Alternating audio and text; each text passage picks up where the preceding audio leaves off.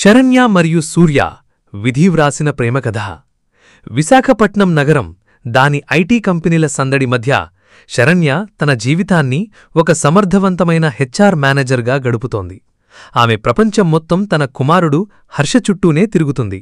హర్ష అసాధారణమైన తెలివితేటలు, పట్టుదలతో పెరిగి తన కలను నిజం చేసుకున్నాడు. భారతదేశంలోనే అత్యున్నత విద్యాసంస్థల్లో ఒకటైన ఐఐటి బాంబేలో computer science and artificial intelligence CSE/AI seat సాధించాడు.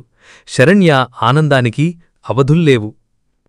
హర్షను తీసుకుని అతని కొత్త జీవితానికి స్వాగతం పలకడానికి శరణ్య ముంబై మహానగరానికి బయలుదేరింది. ఐఐటి బాంబే క్యాంపస్లోకి అడుగుపెట్టగానే శరణ్య గుండెల్లో ఒక అలజడి మొదలైంది. ఈ ప్రదేశం ఆమెకు ఏదో తెలియని జ్ఞాపకాలను గుర్తుచేసింది.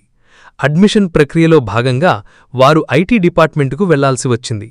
అక్కడ డీన్ కార్యాలయం ముందు నిలబడి ఉండగా ఒక పరిచయమైన రూపం ఆమె కళ్ల ముందు మెరిసింది. అతను డీన్. ఆ పేరు సూర్య. శరణ్య గుండె ఒక్కసారిగా వేగంగా కొట్టుకుంది. అవును, అది సూర్యే. ఆమె ఒకప్పుడు ప్రాణంగా ప్రేమించిన సూర్య.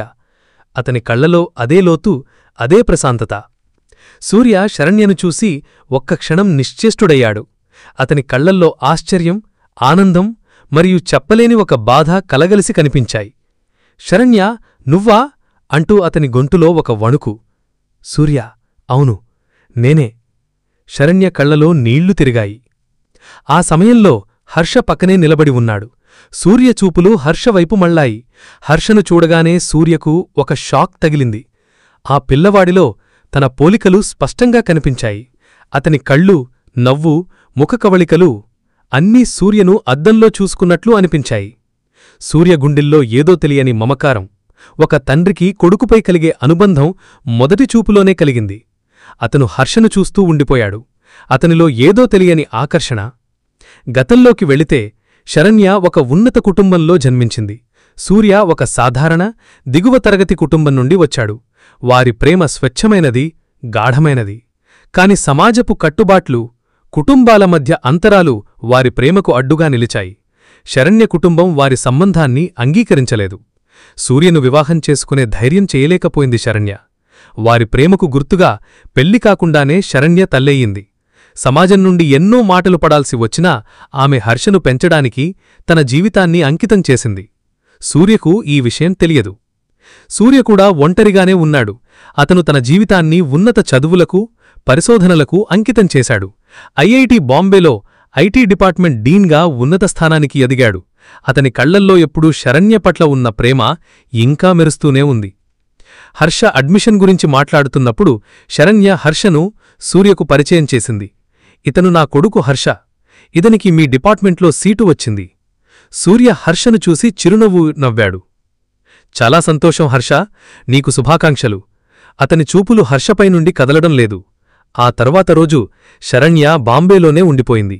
హర్ష హాస్టల్లో చేరినా శరణ్య అతనికి దగ్గరగా ఉండాలనుకుంది. సూర్యతో వారి పరిచయం మళ్లీ చిగురించింది. క్యాంపస్లో అప్పుడప్పుడూ కలుసుకోవటం, పాత జ్ఞాపకాలను నెమరువేసుకోవటం, హర్ష గురించి మాట్లాడుకోవటం, ఇవన్నీ వారిని మళ్లీ దగ్గర చేశాయి. సూర్య హర్షతో ఎక్కువ సమయం గడపడానికి ప్రయత్నించాడు. అతనిలో తన బాల్యాన్ని, తన కలలను చూసుకున్నాడు. హర్ష కూడా సూర్యతో ఒక ప్రత్యేకమైన అనుబంధాన్ని పెంచుకున్నాడు. అతన్ని ఒక గురువుగా, మార్గదర్శకుడుగా చూశాడు. ఒకరోజు సూర్య హర్షతో మాట్లాడుతున్నప్పుడు హర్ష తన పుట్టినరోజు గురించి చెప్పాడు. ఆ తేదీ వినగానే సూర్య గుండెల్లో ఒక మెరుపు మెరిసింది. అది సరిగ్గా శరణ్యతో తాను గడిపిన చివరి రోజులకు దగ్గరగా ఉంది. అతనిలో అనుమానం మొదలైంది. అతను సూర్యను కలవాలని నిర్ణయించుకున్నాడు. శరణ్య, హర్ష, నా కొడుకా. సూర్య గొంతులో బాధ, ఆశ కలగలిసి ఉన్నాయి. శరణ్య కళ్లలో నీళ్లు తిరిగాయి. ఆమె మౌనమే సమాధానం. ఆ మౌనం సూర్యకు వన్నింటినీ స్పష్టం చేసింది. అతని గుండె ఆనందంతో, బాధతో నిండిపోయింది. తన కొడుకు తన పక్కనే ఉన్నాడని తెలియక ఇన్నేళ్లు ఒంటరిగా గడిపినందుకు బాధపడ్డాడు. ఎందుకు శరణ్య, ఎందుకు నాకు చెప్పలేదు? సూర్య గొంతు పెరిగింది. నేను చెప్పాలనుకున్నాను సూర్య, కాని అప్పటి పరిస్థితులు, నా కుటుంబం, సమాజం, భయపడ్డాను. నువ్వు కూడా ఇబ్బంది పడతావని అనుకున్నాను. శరణ్య కళ్ల నుండి నీళ్లు ధారగా కారాయి. సూర్య శరణ్యను దగ్గరకు తీసుకున్నాడు. వారిద్దరూ ఎన్నో ఏళ్ల తర్వాత ఒకరికొకరు తోడుగా నిలిచారు. గతపు గాయాలు, అపార్థాలు తొలగిపోయాయి. హర్ష వారి ప్రేమకు గుర్తు. వారిని మళ్లీ కలిపే వారధి. శరణ్యకు తెలుసు తన జీవితంలో హర్ష ఎంత ముఖ్యమో సూర్య కూడా అంతే ముఖ్యమని. సూర్య కూడా శరణ్యను, ఆమె ధైర్యాన్ని, ఆమె ప్రేమను అర్థం చేసుకున్నాడు. సమాజపు కట్టుబాట్లు వారిని వేరుచేసినా వారి హృదయాలు ఎప్పటికీ ఒకటై ఉన్నాయి. కొన్ని నెలల తర్వాత ఐఐటి బాంబే క్యాంపస్లో ఒక చిన్న నిశ్శబ్ద వివాహం జరిగింది. సూర్య మరియు శరణ్య హర్ష సమక్షంలో తమ ప్రేమకు రెండవ అవకాశం ఇచ్చారు. హర్షకు తన నిజమైన తండ్రి దొరికాడు. సూర్యకు తన కుటుంబం తిరిగి లభించింది. శరణ్యకు తన ప్రేమ, తన జీవితం మళ్లీ దొరికాయి. వారు జీవితాంతం ఒంటరిగా జీవించలేదు. విధి వారిని మళ్లీ కలిపింది. హర్ష రూపంలో వారికి ఒక కొత్త జీవితాన్ని ప్రసాదించింది. వారి ప్రేమకథ కాలంతో పాటు ప్రయాణించి అన్ని అడ్డంకులను అధిగమించి చివరకు ఒక మధురమైన ముగింపును పొందింది.